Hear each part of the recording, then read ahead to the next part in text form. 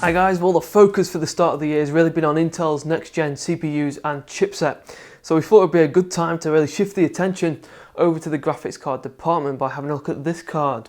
This is the Gigabyte GTX 1050 Ti OC. So as you guys are probably already aware, this card is designed to take on 1080p and it has extra CUDA cores and texture units compared to the non-Ti. And so it'll give you a boost to the frame rate, and you'll also be able to level up on that detail. So our GTX 1050 Ti OC carries a twin fan configuration with that well-respected Windforce cooler, which uses Gigabyte's unique blade design. Since we have OC within the name, this card does indeed arrive with a factory overclock, which realizes a 5% boost to the GPU clock speed. So in terms of the cost, you guys can pick this up here for $145 in the UK, $150 in the US. So it is one of the cheaper 1050 Ti's that you can get your hands on, and therefore, if you are wanting decent 1080p performance, but perhaps on a bit of a tight budget, then this one here might be worth your consideration. And certainly, by the end of our video, we'll be in a position to kind of weigh things up properly. So let's crack on. Okay, so here is our Gigabyte GTX 1050 Ti OC. So this card has quite a small footprint, but it certainly isn't the smallest 1050 Ti out there. Covering the top side, we have this plastic shroud, which is consistent with the rest of the Gigabyte 10 series, with two orange accents on either side.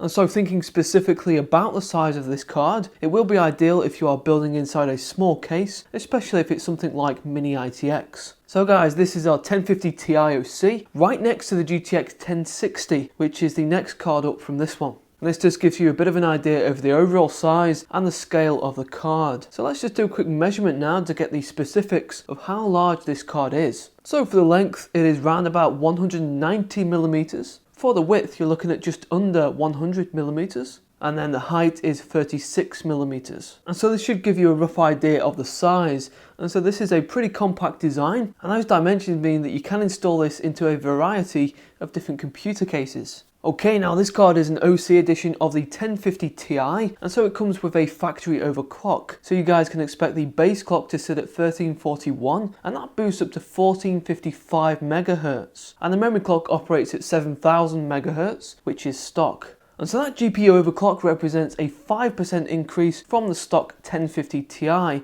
which isn't much of an overclock really. Most OC editions from other partners offer between 8 and 10%. In the full review over on Vortex.net, we'll overclock the card manually beyond this, and there should be plenty of headroom there since things haven't been modified all that much. Now the other things to note is that this card does come with 4GB of GDDR5, it is PCI Express 3.0 compliant, DirectX 12 ready, and it supports OpenGL 4.5.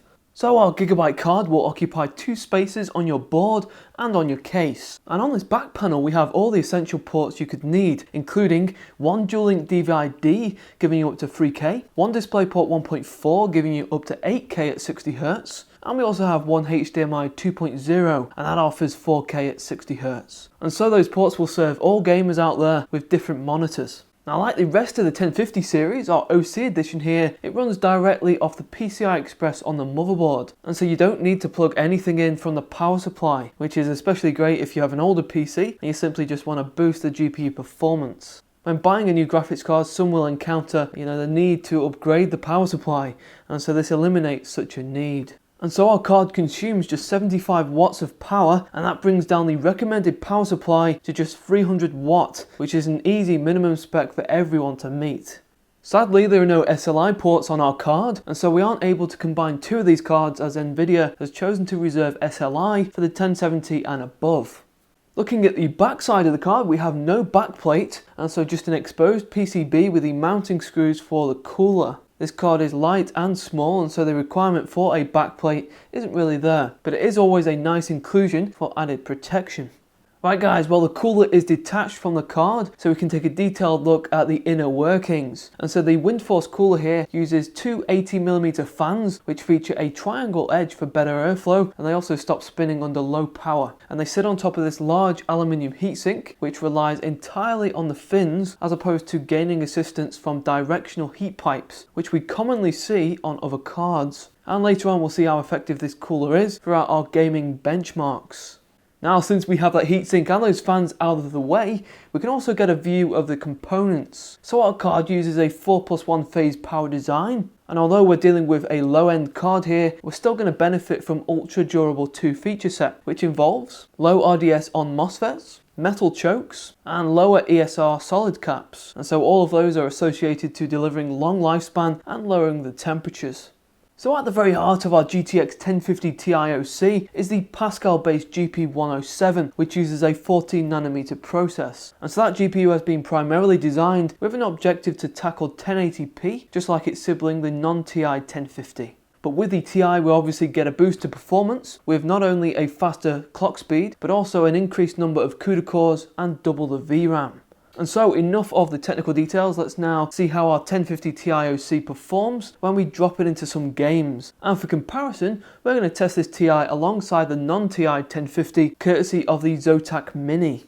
Now, to capture our footage, we're going to be using the Epiphan AVIO 4K, which is a superb capture device, allowing us to get a real-time, accurate representation of the frame rate without the graphics card taking a hit. And so this is a neat little device which does all the hard work for us. And so for the games, we're going to be using Battlefield 1, The Witcher 3, Gears of War 4 and Titanfall 2. And for each of these games, we're going to stick with 1080p for the resolution, and we'll use high for the detail preset. And if you guys are after more games and some 1440p performance, then please check out the full review, which is in the description. And while we check out these games, we're also going to have GPU-Z running in the background to pick up on the peak GPU temperature. So keep a lookout towards the end for that, along with a demo of the sound levels from this card. The full system spec for those interested is in the description.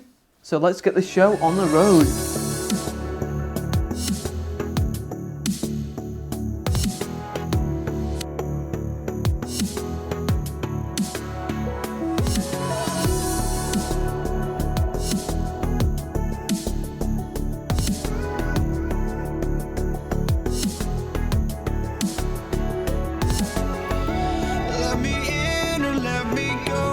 Honestly, try honesty, no.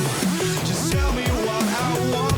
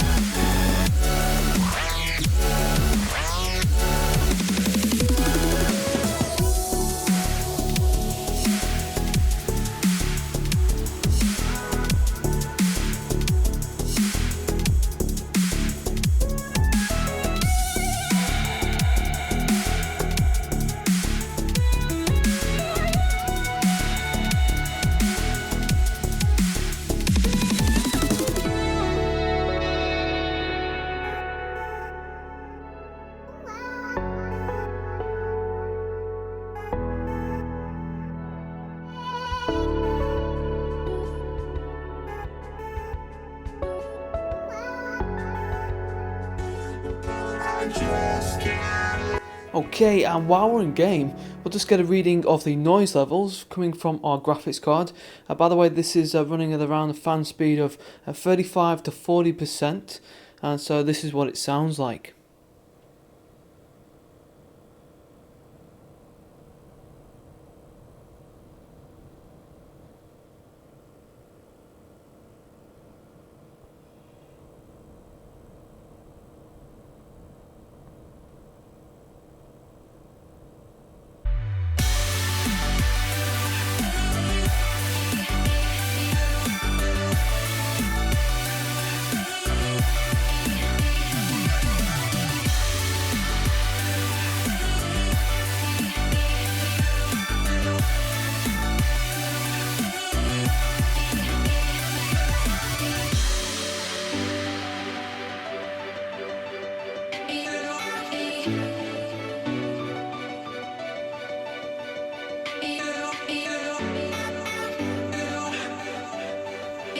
Okay, and if we just jump out of Titanfall 2, we can see what the max GPU temperature is after all our gaming.